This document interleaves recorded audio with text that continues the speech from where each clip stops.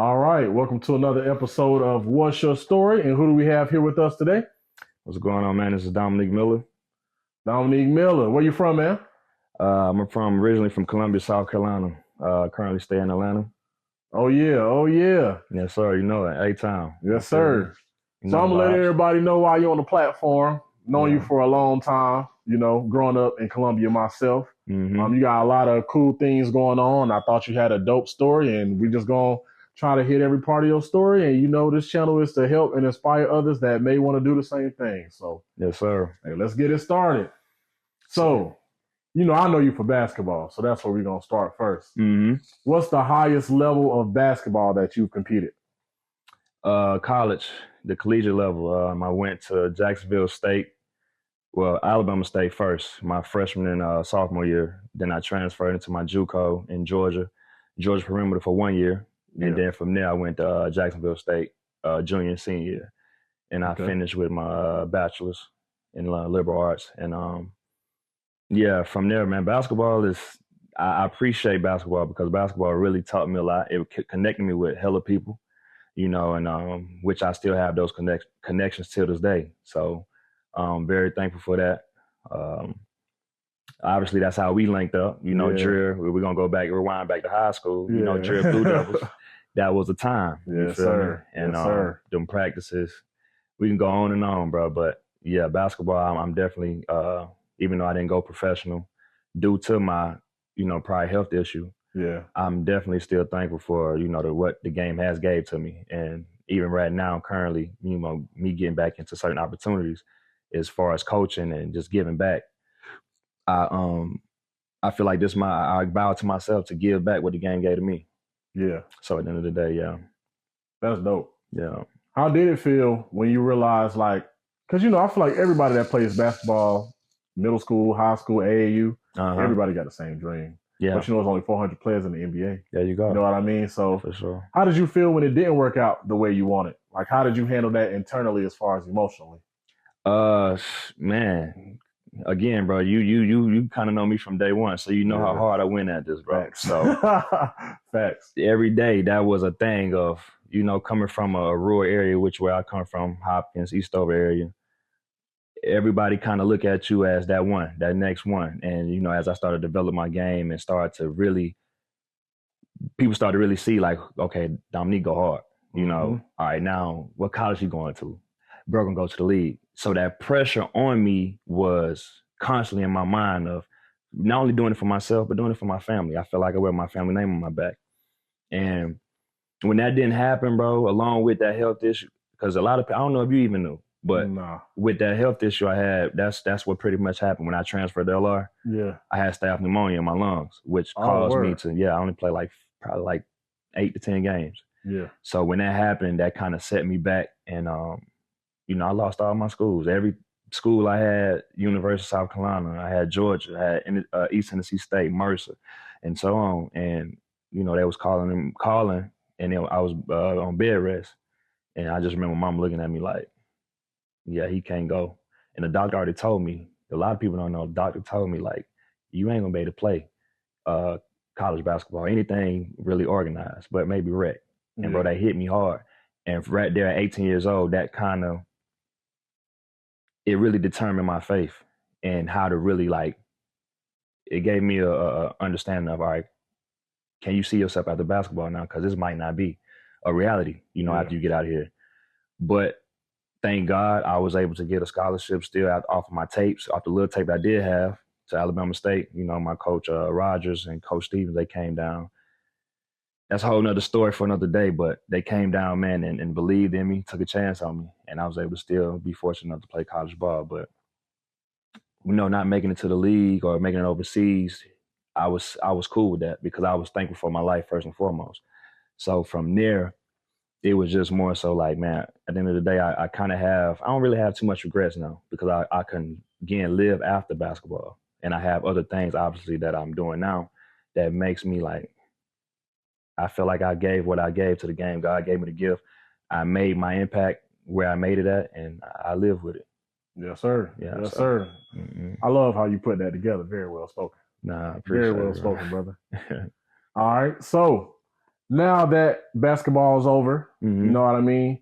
What's your thought process? You know, we're going to get into the acting. Yeah. You know what I mean? For sure. Did you always have a passion for acting? And what was that transition like when once basketball was over? Like, did you have a moment where you just chilled out and you was like, you know, I'm gonna try this acting thing out? Like, how was that like? Explain that process. So my mom, so a lot of people don't know my mom back in the day, she did a few films, independent films. She sung, had a little CD out. I don't like to say little, people like to say little, we got a problem with saying that. Yeah. So I'm gonna correct that. She had a CD out and she was doing numbers. And then she also, again, versatile, she got into acting and she introduced me to, I know you're familiar with Red from the Five Heartbeats. Yeah. And I don't know, I just rewinded back to certain situations like that. They had came to my Hopkins Middle and did like a panel. And, you know, I got in the car not knowing who he was. You know, I was kind of fertile to it, not knowing like, okay, this is Brett from Five Heartbeats. And I rewind that and revisit that moment after I finished playing ball and was like, damn, that probably was a calling right then and there. But to answer your question, I just always had a niche for it. My grandmother, she won Apollo.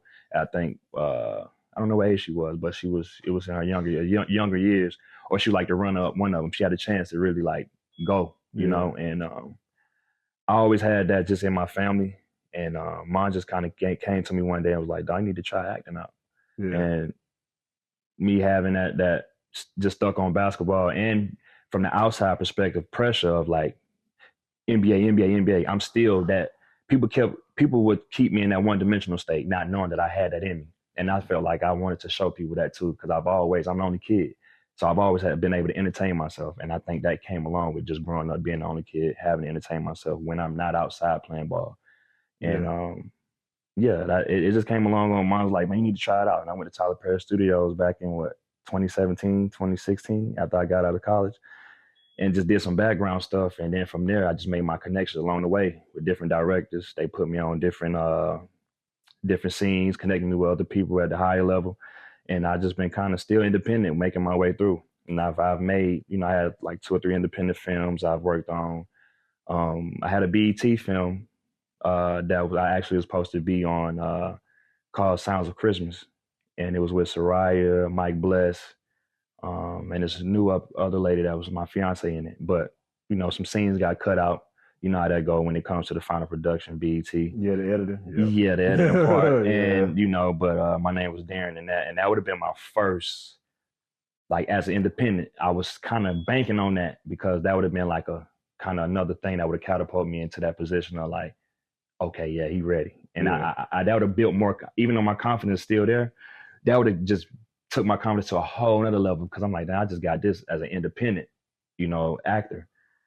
And I'm on BET Plus and I got speaking roles. Yeah. But, you know, like I said, I still got some things in the work. Like I already, again, made that connection throughout the industry where I still have people that I can resource and outsource to.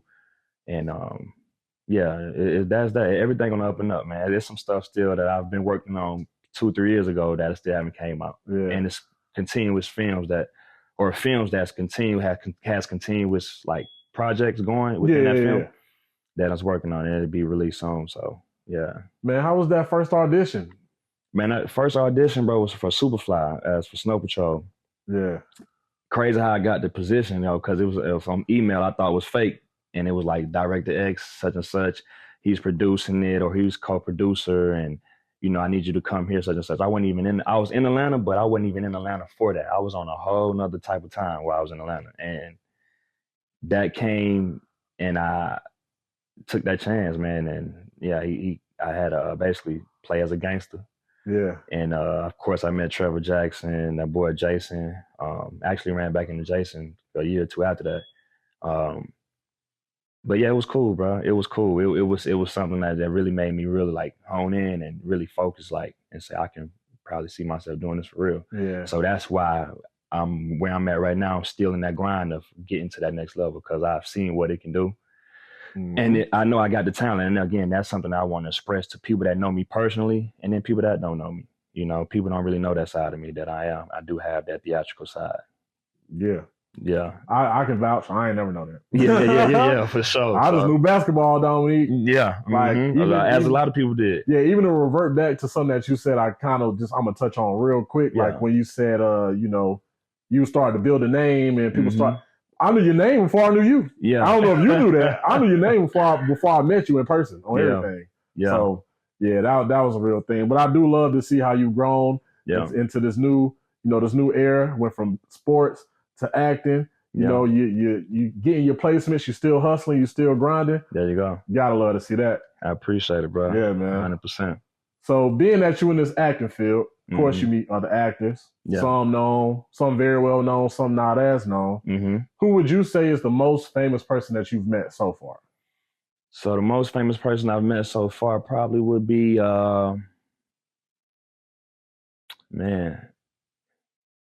Taraji. I got to say those because those three is kind of in the same category. Taraji, Forrest Whitaker, and Mary J. Blige. Yeah, Forrest Whitaker? Yeah, actually, Forrest Whitaker and Mary J. Blige is on the same set of Respect, Aretha Franklin biopic. Yeah. And which in that I played the bartender for Mary J. Blige and Heather Helly. Yeah, I was her bartender, Mary J. and Heather Helly bartender in that. So those three, I think, probably the most famous I've met. And, real people, authentic. Just themselves, and it gives you as an upcoming actor or actress, it gives you that just confidence to really I'm rubbing shoulders with people of this caliber, and you seeing them as you coming up as a youngin, and then you're able to be in that same room with them, and then people giving you, like for instance, I went to LA for this particular project, and I met Eric Alexander, which is, from Living There You Go. Yes, sir. And she, I met her through one of my guys, Furley Mack. And she just it was just like some light encouragement. And she was like, you got it. You got the look. You go ahead with it. You know what I'm saying? Do your thing. Because I know you got it. She just gave that encouragement. And just to hear, it don't take much for me to go ahead and do something. Not to say that I'm waiting for it or validation, because I believe in myself first and foremost, which you as a person that's going for something, that's what you want to have to do. But just to hear from somebody that then did it, and you watch, like, damn, man, first and foremost, I can't believe I'm in this same place as you, chopping it up with you. We having this dialogue. All right, this crazy. Yeah, I know it's so real. Yeah, you know what I'm saying? I'm kind of like starstruck, but at the same time, I'm understanding my growth. So I still have to contain my own, element. So yeah, but those three probably the most famous. Yeah, and it was all love. It was no stuck up. It was all love. So I can definitely appreciate that. What's the best advice that you've gotten from anyone? It could be an actor, actress. It could be agents in the industry or anything. What's the best advice you have or you've gotten about the industry in order I'll say to navigate the industry? I would say the best advice you've gotten so far, you believe. So the best advice I've gotten, and this is just through people that have talked to people, that it has that real influence. Be the script, don't read the script. Just live in it, and again, you don't want to be a robot on camera. Also, just learning who your personnel is, because in any business, is always it's pros and cons when you're going for something. And you got people that's gonna sell you short. You got people that's gonna doubt you. The number one thing I think is ultimately having that confidence and believing in yourself and staying consistent. Just being consistent at your craft, even when you ain't on camera and you off camera and it's an off season for you. You stay in acting class. Keep those skills brushed up. Just staying sharp and being prepared. And I'm gonna take a quote from the late great Nip, man, in reference to him. Preparation for the opportunity. Yes, so having that, just always staying sharp and never knowing when your number gonna be called. That right there within itself is just always make sure I try to stay ready. Yeah, and that's in anything in life, but definitely from acting aspect, I still do my little improvs. And just making sure I stay sharp just in case I get a call. Because like I said, I got a few directors that I know personally where it can be any given day, even if I feel like I ain't been on camera in a while, they can call me down. I got a position for you. Yeah. You ready? Let's go. And I got to be ready. Yeah. Or else somebody else going to take the job. Facts. You know what I'm saying? Simple as that. So, but yeah. So when you do have a role, or you get a role, what's your process as far as learning that character that you have to play? Reading the script 100 million times. You feel me? Reading it a few times, bro. Just making sure I really engage and really live in that character. And once I read it enough, and then I start to get my emotions involved. Once I get my emotions involved, then it's like, all right, bro, you now leave the paper and be the paper. And so I just start to just really, like, even when I walk around, folks probably look at me like I'm crazy, but I really just be like, in those moments, like, not looking at people crazy, but as if I'm on set already and in the mode, like, how would I react? How would I say it? This the right moment. Like, I go with intuition. So if you give me an energy that I feel like I'm on set at that moment, I'm gonna go tap in right then and there. You might not know what I'm doing, but I'm not saying that. I'm saying it internally. I'm saying it. But I'm already preparing myself regardless of what situation I'm in, regardless of whatever scenario I'm in, or should I say circumstances, I'm really like preparing up until that point. So yeah, I'll say really just constantly the main thing is just understanding the lines, reading the lines, and again, not being the line. And then or not reading the line too much, but being the line, I should say. And just doing that. But that's how I prepare, for real. What's some challenges that you've dealt with so far, in this career? It's like some little hiccups, some speed bumps, Man, that's what anything anybody takes in their journey. I'll say, man, just fighting to get that call. You got a lot of people. I don't want to curse on here. Keep it professional. Thank you, sir. But just fighting for that position of getting a call back. Yeah. You got a million people. Just like, again, anything is competition. So you have to, again, stay sharp on your skill, and just being ready. You got to be ready. But yeah, I think the most difficult thing is going hard and sometimes still not getting a role. Like, a lot of people understand that, and that's where the tests come in at. Say you've got 2, 3, 4, 5 different roles, and you've been on the road, and then it goes for 6 months, you ain't really picked nothing up, and you're like, is it for me? And then you start guessing that. It's like, all right, it's time to do something else. But is it in you to really continue? And that's where there is a make or break moment. Yeah. And for me, I've had those moments, plenty of them, where I felt like I put in the work, and I feel like I had a great casting call. Or a great, what would you call it, audition? Yeah. And I still didn't get it. But you got to understand the business too, because some people have 20,000 followers, 30, 40,000 followers. So now we know we're in a world of social media. So a lot of times it can be somebody, no knock on nobody, but it can be somebody that's probably don't even have the same skill set I have as far as acting, but they decent enough and they have a larger following.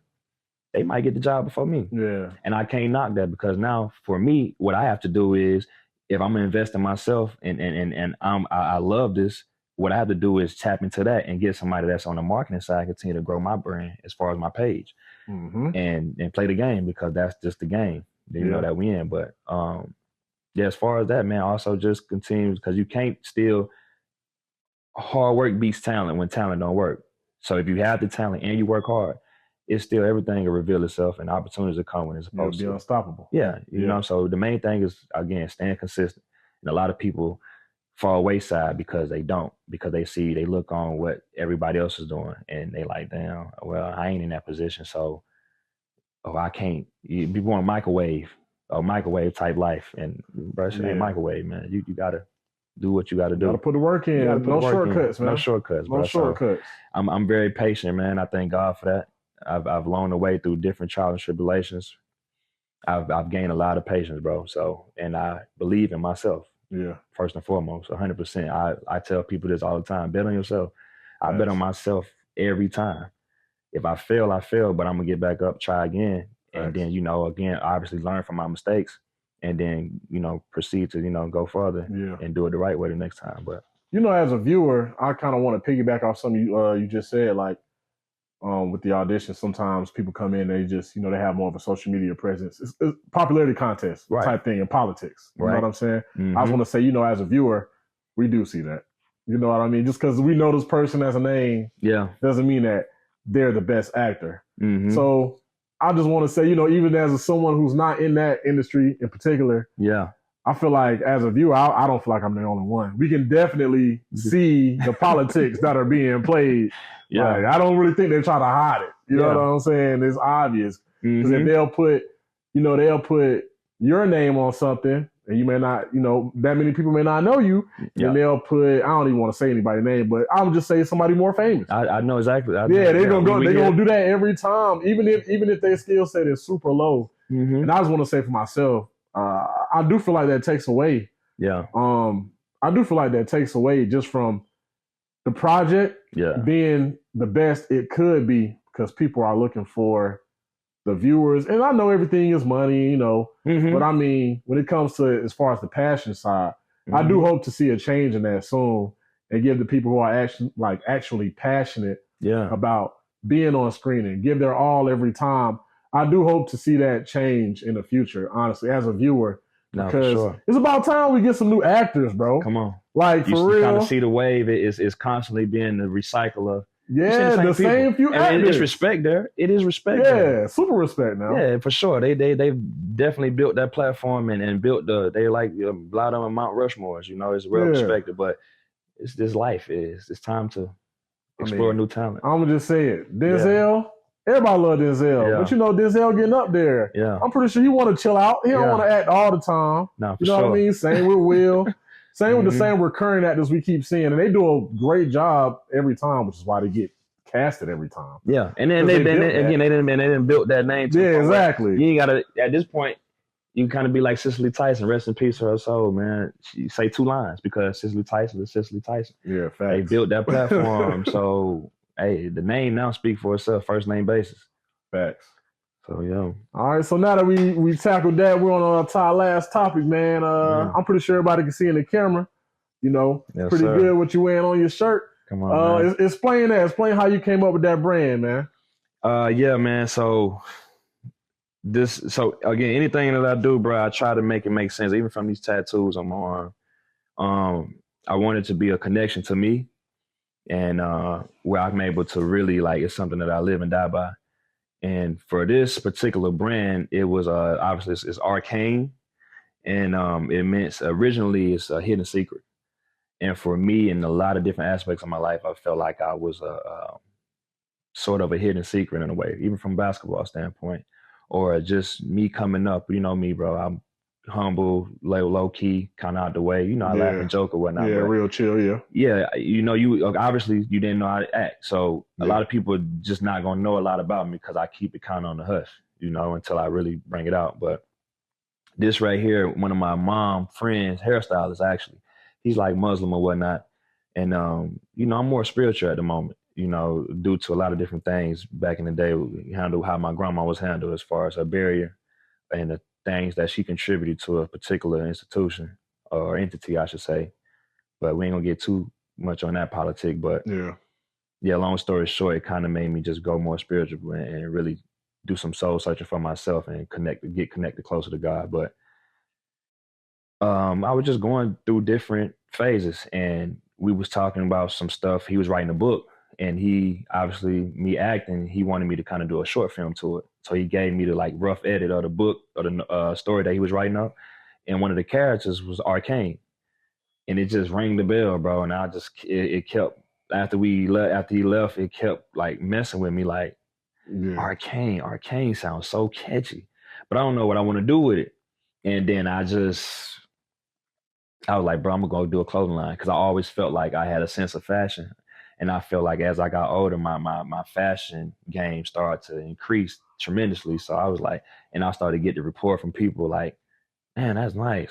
Some of my homies or, some women, whatever the case, people would be like, bro, you got on. And it'd be stuff that I'll try myself. I'll take little bits and pieces from people, and I can say this on camera. My boy PJ Tucker, I did take some of his style and twisted and tweaked it my own way. Yeah. And then put it in my own style to it. But a lot of the stuff I do is originally from me, and I just tried, and I sense that it'll look good on me. Yeah. And I just see what the report I get, response I get from people when I step outside. But it's always been like, bro, I love that fit. That's fire. That's how you do that. I ain't comfortable enough to do it, and that made me like, bro, I might as well go ahead and really tap into the fashion world.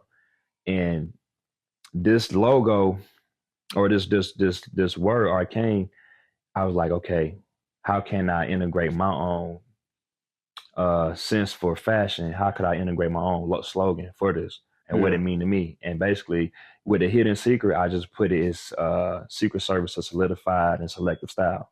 Mm-hmm. And that's what people get when they wear the brand. Like if you have any type of sense of fashion, when you see what I have, because it's gonna be quality, the material, anything, like even like stuff right here, like I have a lot of stuff drawn up that's upcoming, that's gonna come out, I'm gonna release. I can look at the fabric on it, and that's all I need to look at, and that's gonna be that. I know where everything needs to go. Yeah. So I didn't drew up everything. A lot of stuff, bro. Yeah, I'm gonna get y'all some shirts too, by the way, too, bro. But appreciate that. Yeah, this is I put the C and the K, or the C and the A, I should say, like that, just to give it that more accent to it, give it more luxury accent. So I put the C and the A together, and then it's kind of like on the wordplay and give a configurized look to why it's set up like that. Yeah. But yeah, all right, that's where it came from originally. Yeah. And again, like I said, I just wanted to put out something that was different, and I felt like would go. I got an updated logo as well, that I get some, apparel to y'all, but that's how that came about. So yeah, I'm looking forward to being seeing some real success on it. Do you have I don't know how far you are into this part of your life, but do you have a website or anything people can go check out, or is it still in the process? Are you still building it? Yeah, so so right now I'm going off. I got my actual page, but right now again, Nip is my guy. So I took a page out of his book. I want to give a real experience to my website and also to just the overall brand. And it's different experiences that I want to implement into the brand, along with like behind the scenes acting, and whether I'm with whoever, Michael B. Jordan or whoever. And it's like, a QR code where they can scan in and get different little behind the scenes of him wearing it, I'm wearing it. And it's just like, damn, okay, this movie about to come out. Or I ain't know that, but I'm gonna buy the shirt again because I got the scoop on. So, it's kind of mirroring this kind of the same thing Nip did in a way, but that's pretty much how I want to go about it. Even with I got a different business of ventures like Airbnbs, again, like the emphasis on the secret, putting I don't think nobody gonna steal it, but either way, y'all heard it here first. Yeah. But Airbnbs where I have, different apparels inside like a little vault area where, okay, you get different perks to stand, certain amount of nights. And then, I give you a code to your phone. You open up, you go to the vault. Now you got a pair you didn't even know was there. But that's just my appreciation for you staying, such and such. Now you know about the brand. So it's killing two birds in one. Standing in Airbnb, you getting also the apparel, and et cetera, et cetera. But yeah, there's it's a lot of different ways I'm gonna implement different business structure into the brand where it stand out from your normal brands. Yeah. Yeah. All right, man. So we're pretty close to wrapping this up. Yeah. It's a tradition here. Yeah. Look into, boom, that camera there. All right. Say any motivating words, anything to inspire anyone that may be on the same journey as you, or just anybody in general to, never give up and keep going. Anything you want to say to those guys? Yeah, man. To anybody out there that's going for a dream, go for it. Stay true to you. Don't really get, stuck on the outside perspective, because the outside would influence you to do something that you're really not, accustomed to doing. And just honestly stay true to you, and everything will follow suit. And, authenticity wins at the end of the day. So, yeah, stay true, man, and keep going. Stay consistent. The main thing is stay consistent. That's it. Yes, sir. Yes, sir. All right. And that wraps up another episode of What's Your Story? Hey, man, I appreciate y'all, bro.